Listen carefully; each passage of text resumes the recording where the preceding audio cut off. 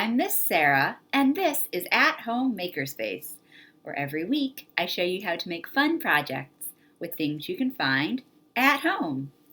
We're continuing our March videos with 2 projects all about how to grow rainbows. I'll start by showing you how to grow rainbow plants like celery. Then I'll show you how you can grow a rainbow using a paper towel. We'll also be exploring the science behind growing these rainbows. So let's get started.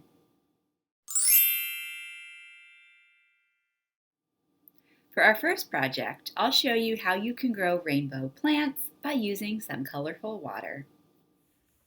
For this project, you'll need some celery stalks with the leaves, 4 glasses of water, and some food coloring.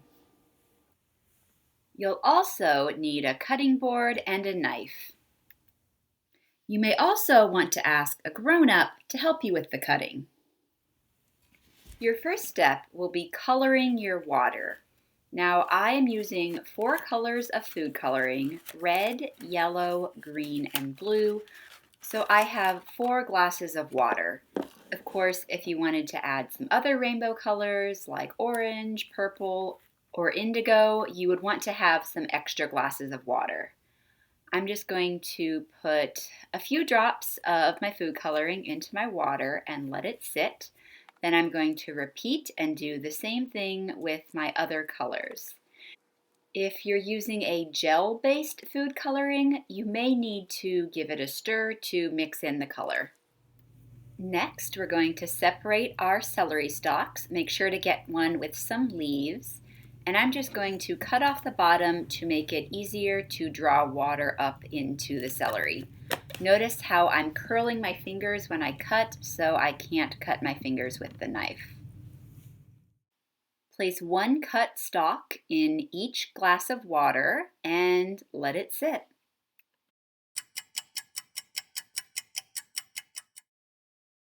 Check your celery stalks the next day and see if you can notice any color.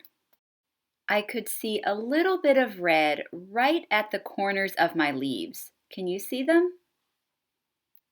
I didn't notice any change with the yellow, but I could definitely see green around the edges of the leaves. And I could also see quite a bit of blue on the back side of my leaves.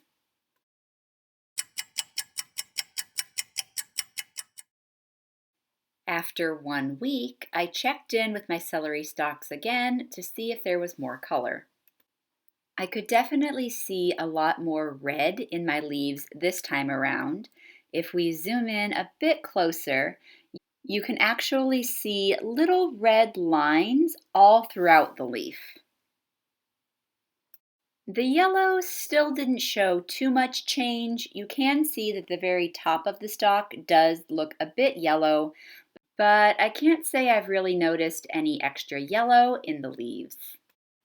The green might not look too different at first because leaves are normally green, but if we take a closer look, you can actually see that this green is much darker than the natural green. And finally, you could definitely see the blue in the leaves and in the top of the stalk. If I zoom in on the leaves, you can really see all of that blue coloring. There are a couple of other ways that you can experiment with this. One option would be to switch out the celery for a carnation. Now, you want to make sure you use a white carnation, and this is actually a fake flower, but it does a pretty good job of showing what the color would look like if I had kept this in a pinkish or purplish cup of water. Another thing that you could do is split your celery or even your carnation stalk in 2, then put each piece in a different color of water and see what happens. What do you think will happen? Will the colors mix together, or will there be one color on one side and the other color on the other?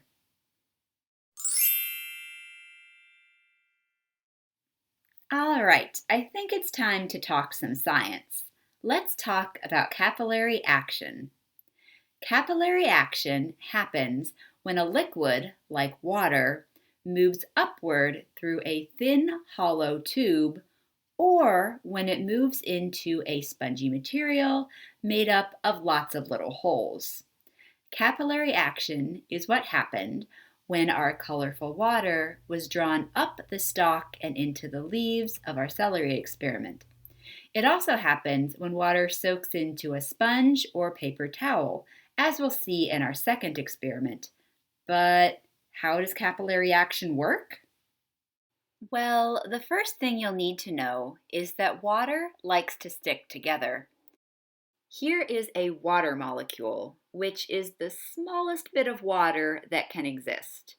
You may have heard people call water H2O. That's because it's made up of two hydrogen atoms, that's the H2, and one oxygen atom, that's the O. When you have a group of water molecules, they'll stick together because the hydrogen atom in one molecule will be attracted to the oxygen atom in another molecule. Think about raindrops or dewdrops. The water has to stick together to form these small drops. This sticking togetherness is called cohesion. Cohesion also plays a role in something called surface tension.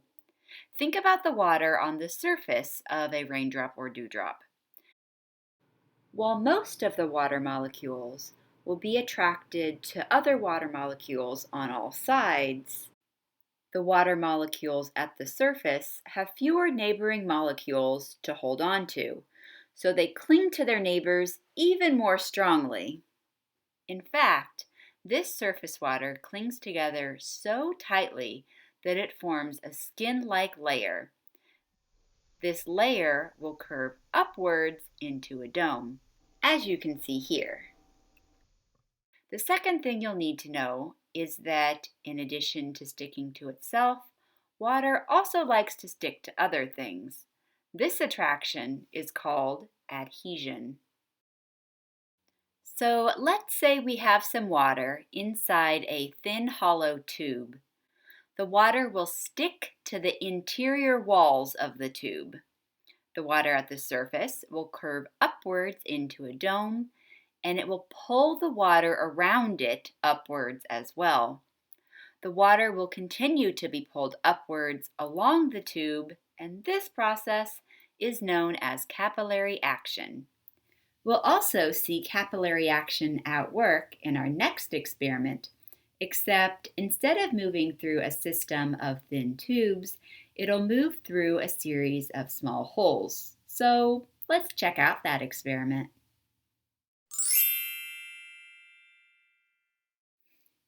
For our final experiment, we'll be growing a rainbow with a paper towel. This is pretty amazing, so you'll definitely want to keep watching. For this experiment, you'll need a paper towel, washable markers in rainbow colors, some scrap cardboard to color on, scissors, and 2 small glasses filled with water. We'll start by preparing our paper towel.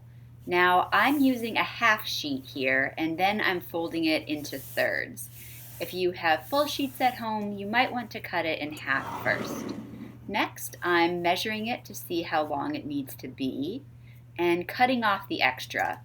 Your paper towel should be long enough to stretch between the 2 glasses, and if you cut off any extra, your rainbow will be finished faster.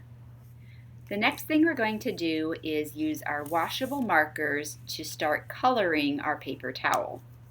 Starting with either your red or your purple marker at one end, you'll want to color a rectangle along the side and make sure you really saturate the paper towel with color. I'm actually going to flip it to the back and color the back as well to really get lots and lots of that marker ink into my paper towel. Now I am going to turn it over, so I am making a line on the other side, and just make sure that the lines are on the same side so they grow together and can meet in the middle. Now I'm just going to repeat that with all of my other colors. Once again, you'll want to make sure that you color on both the front and the back sides and really press in so that the color saturates your paper towel. One reason I'm using the scrap cardboard is so that I don't get my table messy when I do this.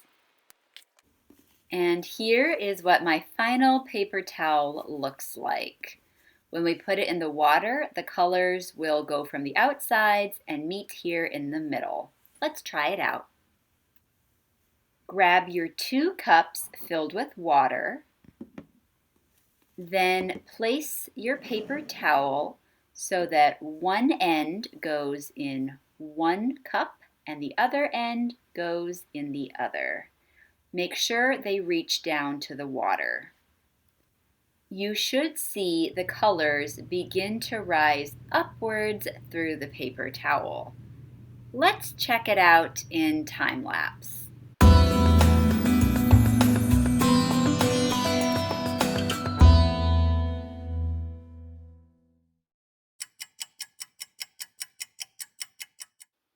After about an hour, here is what the final rainbow looked like.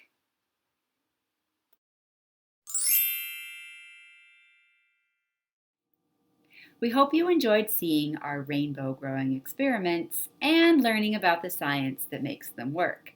If you try one of these experiments at home, we'd love to see it, so please take a picture and share it with us at the library.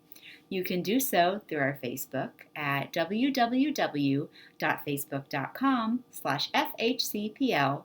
Through our Instagram, our handle is @FHCPL, or you can send us an email. Our email address is makerspace@finleylibrary.org. And if you enjoyed watching things grow, be sure to join us again next week where we'll be planting some seeds. See you then! Bye!